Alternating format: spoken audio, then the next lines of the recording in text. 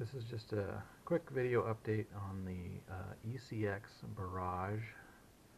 Just picked this one up not too long ago, and there's a previous video of this with the Chevy C10 body from the Vitera, and this is a new body that I got just recently. This is a early 50s Chevy body, and this is actually for the Traxxas Stampede.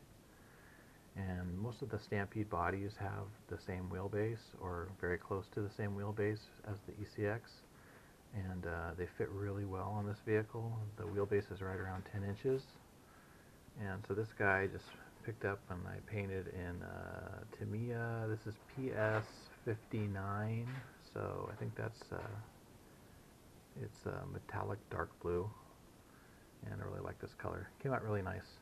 Anyways, so a couple things. I was working on this yesterday, trying to free up the suspension a little bit, and I know other videos they've mentioned where the shocks have this little piece of fuel tubing that goes kind of right in here, and it limits the suspension. So I removed that from all the shocks, which gave it a lot more, freed up the movement in the suspension. But there were a couple things that I noticed. The rear, I fixed it now, but the rear, you can move the suspension like this way, to the left and to the right, and it moves really freely. But when you would push it straight up in the back, it wouldn't move. It was almost maybe a millimeter or two, and then it would freeze.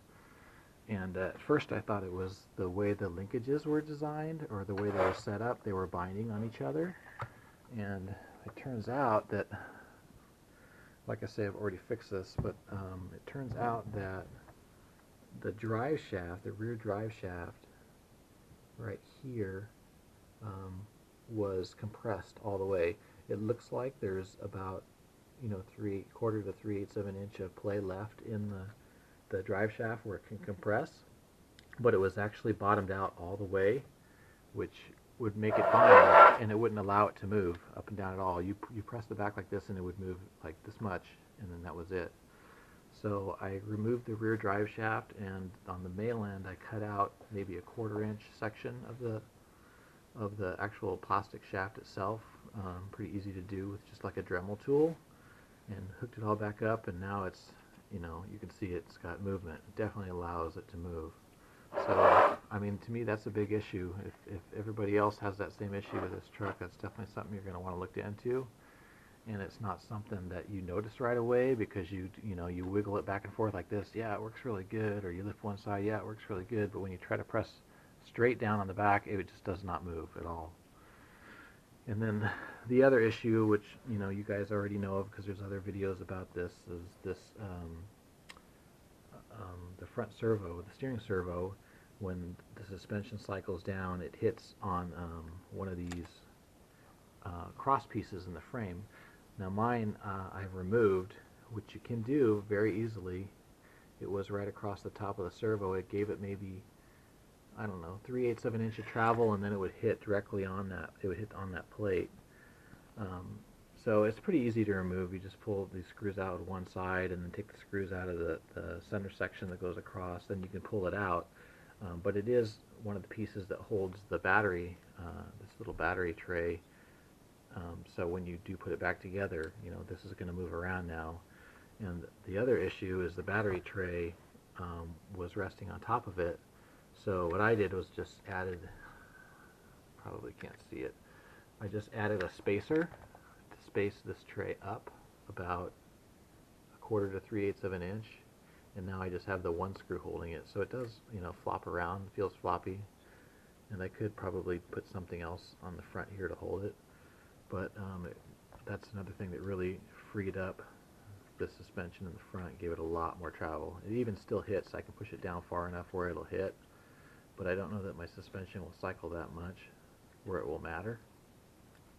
So anyways, there's a couple things I did to the ECX Barrage when I was playing with it yesterday, and let me know if you like the look of the new body. Early 50s Chevy body from the proline or proline body from the or for the Traxxas Stampede.